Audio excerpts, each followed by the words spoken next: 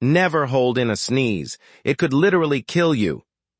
When you block a sneeze, the pressure inside your skull skyrockets.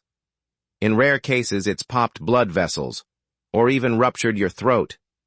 Yep, there are actual cases of people tearing their windpipe just by holding it in. So next time, let it out. Sneeze into your elbow and stay safe. Be honest. Have you ever held in a sneeze? Drop a if you're guilty. Tag a friend who needs to hear this, and follow for more facts they never taught us in school. Never hold in a sneeze.